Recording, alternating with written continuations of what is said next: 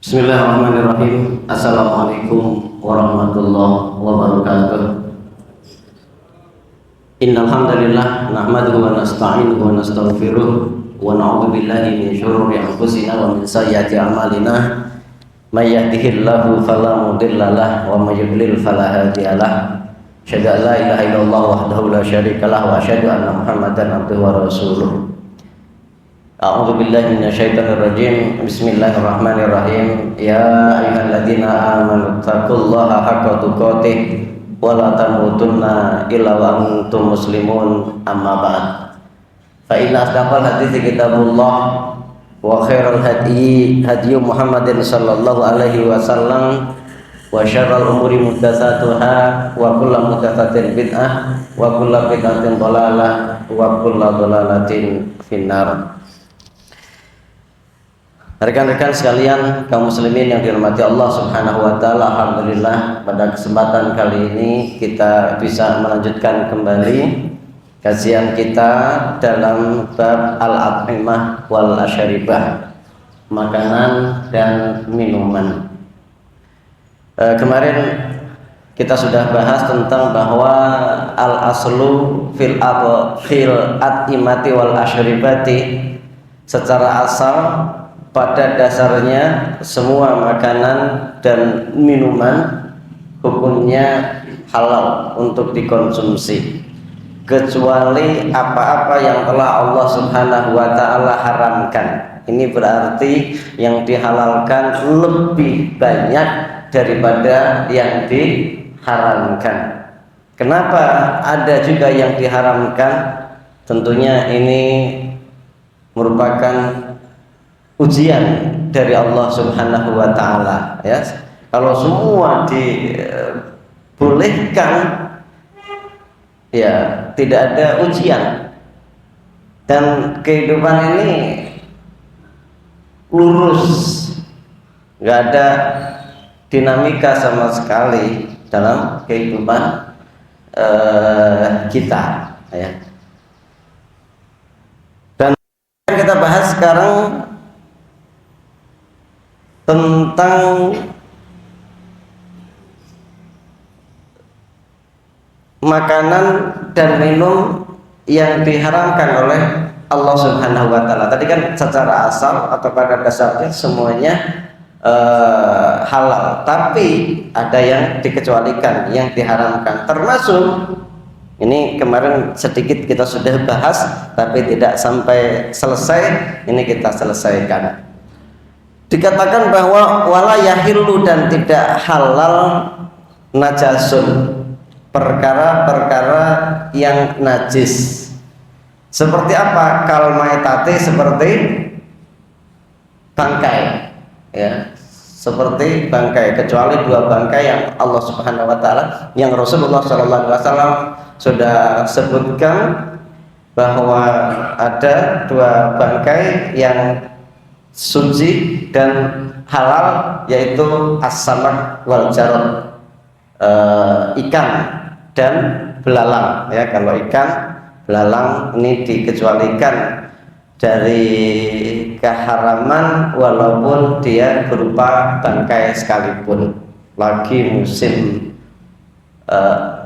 semi, banyak daun-daun muda di sana, kemudian larva dari belalang tumbuh, entah karena cuaca yang sangat panas mereka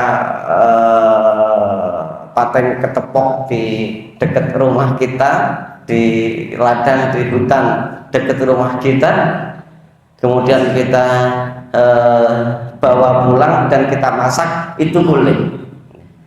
Dari sini juga kita bisa ambil faedah. Rasulullah SAW mengecualikan belalang, disebutkan secara spesifik, padahal padahal dia sudah, si belalang itu saking sopannya ini, padahal belalang itu juga termasuk insekta. Insekta itu apa? Serangga, ya. Dimana serangga itu kalau kita sedikit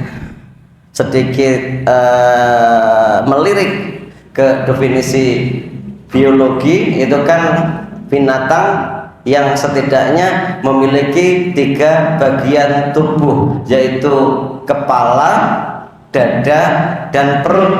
Begitu.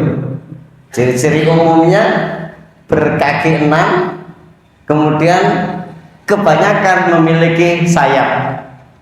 Ini sebenarnya saya orang IPS, tapi biasa masuk kelas IPA dulu.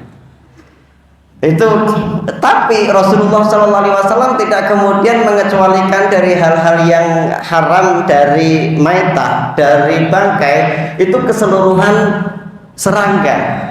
Ini berarti tidak semua serangga dihalalkan, ya, banyak serangga itu. Nanti kita bahas pada waktunya. Wala yahillu najasun kal maitati, seperti halnya maitah, seperti halnya bangkai. Nanti bagaimana rincian apa yang menyebabkan binatang itu menjadi bangkai di dalam ayat Allah Subhanahu wa taala dijelaskan di dalam surat Al-Maidah ayat 3. Nanti kita sebutkan ayatnya. Kemudian apalagi yang tidak dihalalkan karena najis? Waddamul masfuhi, darah yang mengalir. Darah yang mengalir biasanya darah yang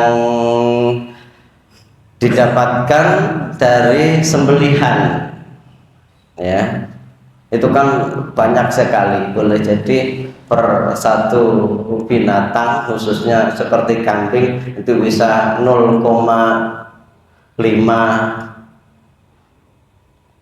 mili, ya, banyak. Yang kemudian kalau dikumpulkan nanti lama-lama akan mengeras dan mirip sekali dengan hati. Ini jangan terkecoh kalau ada yang mirip dengan hati kemudian dijual secara murah. Biasanya itu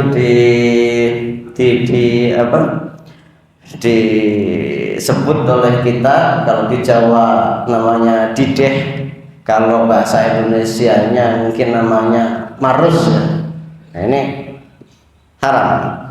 Jangan karena kita jadi panitia kurban kemudian bawa ember, sayang, dibawa pulang, ya, gurih, tinggal ditambahkan micin dan garam. Enggak boleh, itu haram, ya. Termasuk ketika kita bawa pulang daging yang kemudian di situ berlumuran dengan darah, di mana darah itu adalah tadinya berasal dari darah yang masfuh, yang mengalir, ya harus dicuci. Apapun alasan kita, katanya kalau dicuci justru membuat kurang enak atau menyebabkan A, B atau C, enggak, ya harus dicuci terlebih dahulu. Enggak masih berlumuran darah kemudian kita tusuk, kita bakar, gurih, iya gurih, tapi enggak boleh begitu. Semua ada aturannya, ya. Wala, dan tidak halal pula ma fihi madharatun, apa-apa yang di dalamnya ada mudarat, ada bahaya. Kasumi, seperti racun, ya, racun nggak boleh. Wal khamri, dan khamr apa?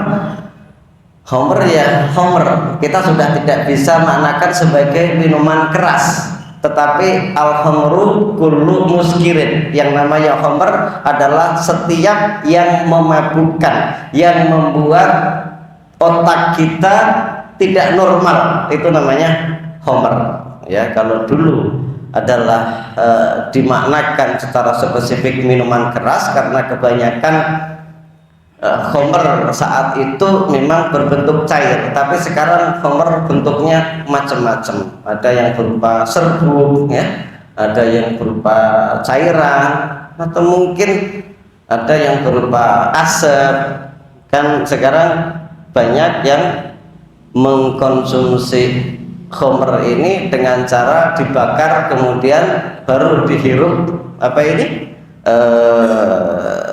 asapnya, yang sering sekali kita dengar dalam penggerbekan, baik itu tim buru sergap atau siapapun itu, ditemukan bong adalah alat untuk memanaskan zat dari sejenis narkoba, kemudian setelah dipanaskan mengeluarkan asap itu yang dihirup kemudian membuat pengkonsumsinya ini fly ya atau mabuk.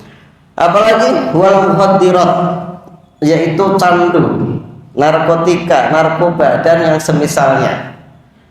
Wat tabghi atau wat tabghi, tembakau ini juga diharamkan.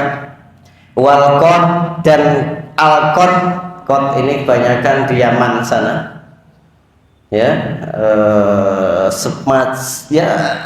semacam tembakau. Kemudian konsumsinya juga mirip tembakau, tapi bukan untuk disedot, tapi digulung kemudian dikunyah dan hanya apa sih namanya, dikemah-kemah ya, dikunyah tadi dan ditelan air liur yang sudah bercampur dengan kot tadi ya, mirip susur atau nginang di Indonesia ya. Wanahwiha dan yang semisalnya. Kenapa diharamkan? Li'annaha khabithatun, karena dia termasuk barang-barang yang buruk. Madurratun, juga membahayakan, merugikan, bidunyan secara duniawi, wa malian maupun wa aklian, juga akal. Ya, tadi yang kita telah sebutkan, seperti halnya racun kalau diminum ya innalillahi gitu ya. Metong bahasa sekarang. Khamr juga demikian, akalnya bisa rusak, hartanya bisa rusak, dunianya juga rusak, masa depannya rusak, keluarganya rusak, anak istrinya terlantar. Qala Allah Ta'ala, Allah Subhanahu wa Ta'ala berfirman mengenai hal ini, hurrimat, diharamkan alaikum atas kalian al-maitatu, bangkai, waddamu, dan darah, walahmul khinziri, dan daging babi. Bahasa Indonesianya babi, bahasa timurnya celeng ya.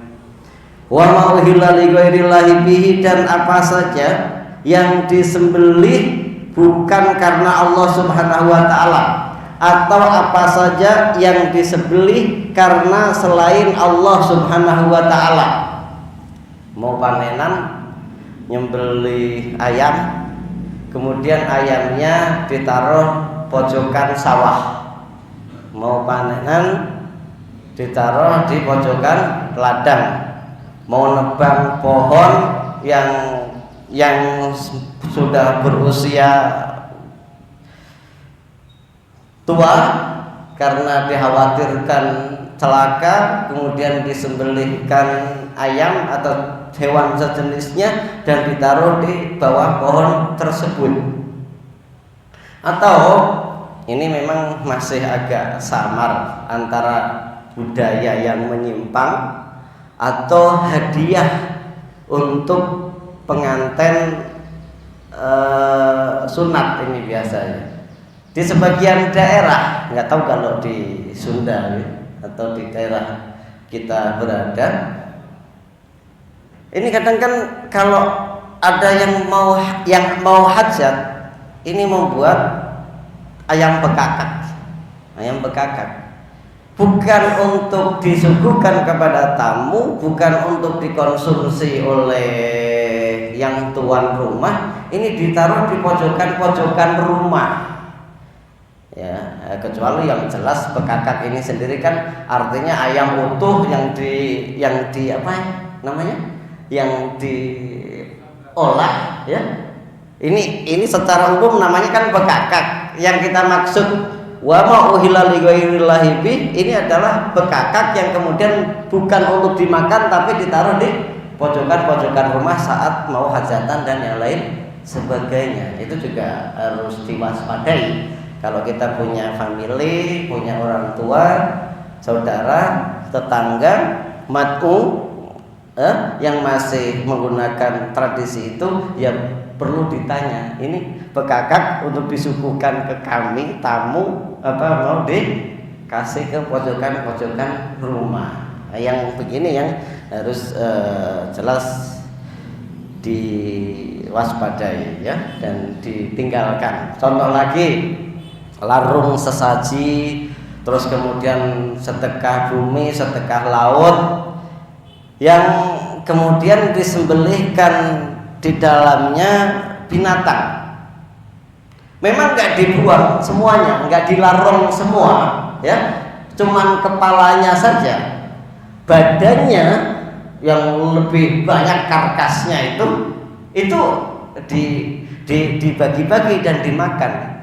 Ini yang harus diwaspadai, karena saat itu menyembelih dia disembelih untuk dipersembahkan kepada selain Allah Subhanahu wa taala. Kepalanya dibawa ke laut, kemudian badannya dimakan. Ini enggak boleh. Kenapa? Dari awal disembelih untuk selain Allah Subhanahu wa taala, ya.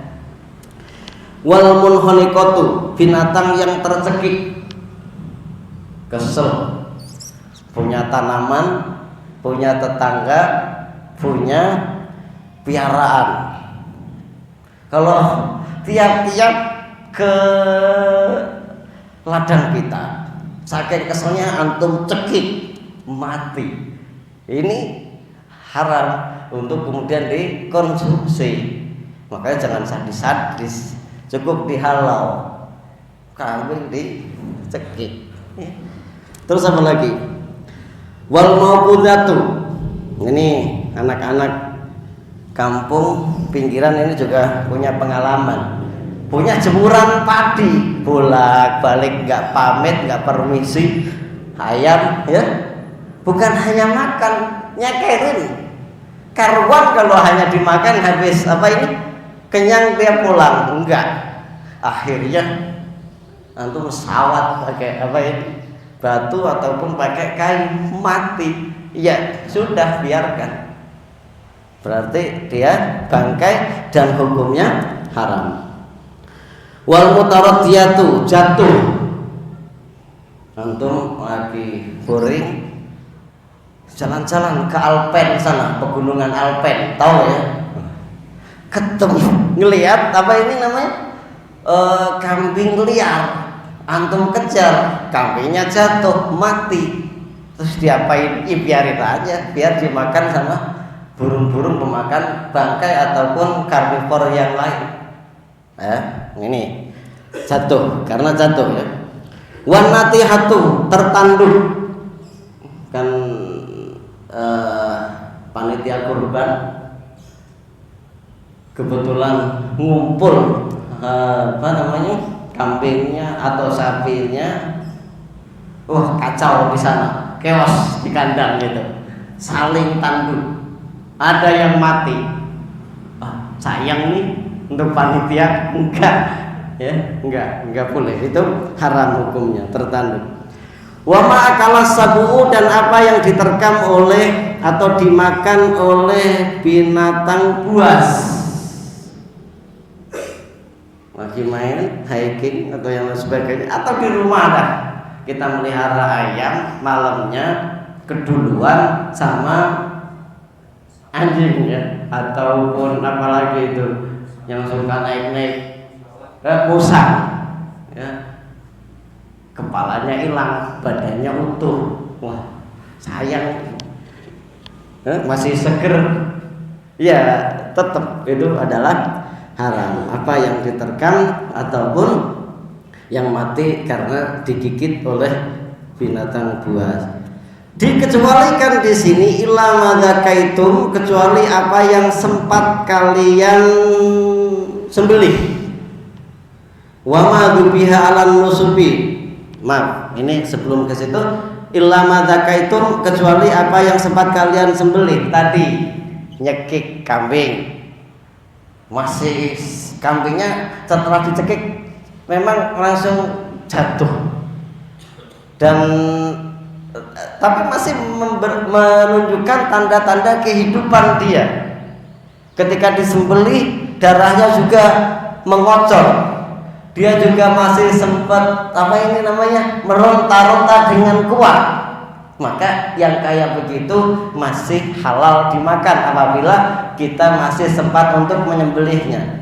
Tadi mukul binatangnya langsung jatuh, tapi masih menunjukkan kehidupan yang tetap ya. Dan sempat kita sembelih, maka itu masih halal. Tapi kalau sudah dipukul, disentil udah nggak bergerak, matanya di kelopaknya itu pun udah nggak memberikan respon, cuman masih ada kembang kempis, atau dia memang semacam meronta tapi dalam kondisi sekarat, sudah mulai kaku, itu walaupun disembelih sekalipun sudah masuk kategori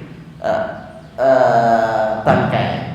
Pelajaran buat kita di sini juga ada satu faedah tentang bagaimana seseorang yang menyembelih binatang kemudian pisaunya terlepas dan diambil lagi kemudian diteruskan sembelihannya. Kan suka ada ya sakti katanya, sapinya golok satu udah berdarah nggak mau putus, ganti satu lagi, nggak mau putus lagi, ganti, baru kemudian urat-urat pentingnya termasuk kerongkongannya putus. Apakah itu halal?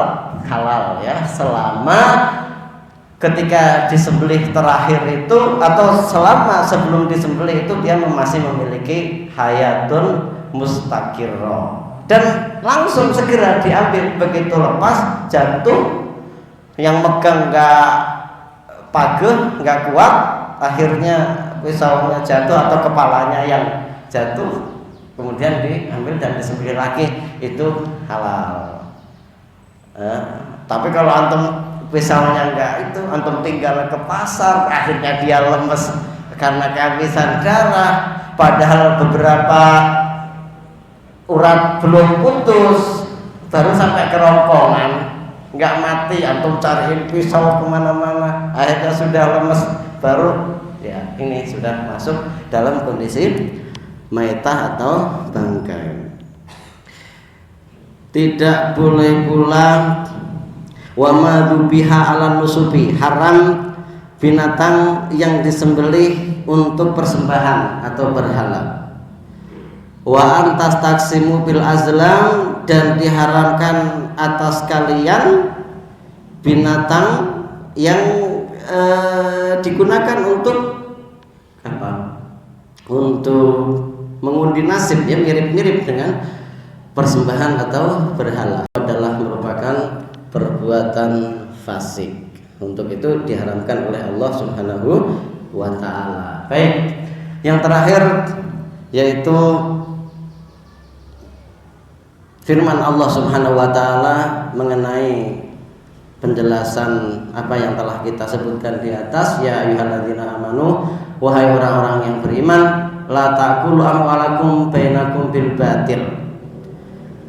Tidak boleh kalian memakan atau haram atas kalian harta di antara kalian yang kalian dapatkan bil batil, secara batil. Illa antakuna tijaratan antarodin minkum, kecuali harta itu kalian dapatkan karena proses jual beli, di mana dalam jual beli kalian pun saling ridho, bukan karena adanya gharar, tipu menipu, tidak ada riba di dalamnya, tidak ada maisir. Maisir itu spekulasi tingkat tinggi, bukan sekedar spekulasi. Spekulasi tingkat tinggi ini contohnya begini, ada pohon mangga yang masih pentil, masih kecil-kecil, segede-gede jempol tangan atau jempol kaki. Setidaknya masih 3 bulan, 4 bulan yang akan datang baru mengkel dan mateng. Kemudian kita sudah beli sekarang. Ini kan spekulasinya sangat tinggi. Berbeda dengan kita nebas mangga yang sudah mengkel, sudah mateng, harga deal tapi qadarullah wa masya fa'al, di hari itu kebanjiran produk, kebanjiran pengiriman mangga dari daerah-daerah agraris lain, dari Lampung datang, dari Banyuwangi datang, dari Pati datang, dari Gunung Kidul datang. Yang tadinya sekilo 12.000 anjlok hari itu tinggal 8.000. Ini kan sangat jarang terjadi, kemungkinan sangat kecil, ini nggak masalah. Tapi kalau tadi masih pentil kemudian dibeli untuk kemudian dipanen 4 bulan yang akan datang, ini yang diharamkan, yang disebut dengan jual beli ijon. Ini pun ada catatannya, memang kecuali emang saya butuhnya pentil, lah untuk apa? Ya seneng aja, ya itu boleh-boleh saja ya. Atau untuk bahan rujak bebek, memang dia masih muda, belum mengkel, belum matang, tapi memang ya tujuannya untuk itu, yaitu halalkan ya, diperbolehkan karena sudah sesuai dengan tujuan dari dibelinya daripada mangga atau buah tersebut. Illa antakun dengan batil itu apa? Merampas, contohnya tanah, batas tanah dipindah, sertifikat digandakan, ya boleh.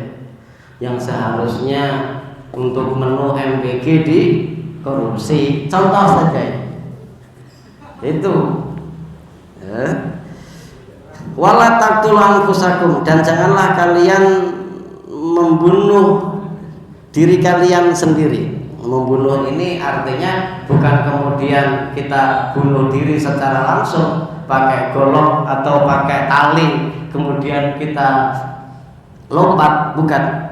Ini tidak mesti seperti itu. Ada yang membunuh secara pelan-pelan tadi, setiap hari nyium aibon, kan ini masuk paru, dan lama-kelamaan kan zat kimia yang masuk ke dalam paru kita akan merusak paru-paru kita, darah kita, jantung kita akan bekerja secara tidak maksimal. Akhirnya di kemudian hari fungsi-fungsi tubuh kita rusak. Itu yang maksudnya. Merokok termasuknya, minuman keras. Minuman keras ini kan nggak minum langsung mati, kecuali campurannya memang ada autan, ada spiritus, ya kemungkinan langsung dicariin ambulan bawa ke kamar mayat itu, dan itu sudah banyak sekali ya.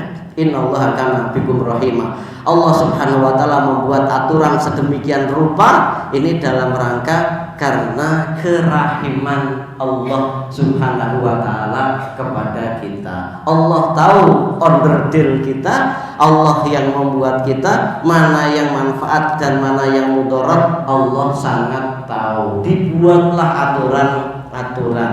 Kalaulah kita diibaratkan motor yang pas ini bannya, ini anginnya, nitrogen apa oksigen, kemudian olinya yang jenis ini dan yang lain sebagainya ya. Semua itu karena kerahiman dan sayangnya Allah Subhanahu wa taala kepada kita. Sebagaimana sayangnya kita kepada anak-anak kita yang kita melarang mereka untuk kesana kemari, begini dan begitu.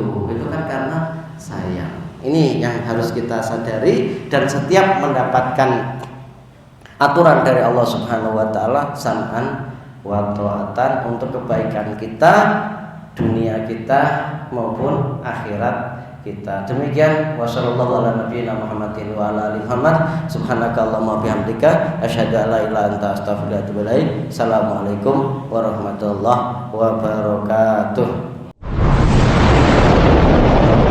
Hasmi, sebuah gerakan kebangkitan.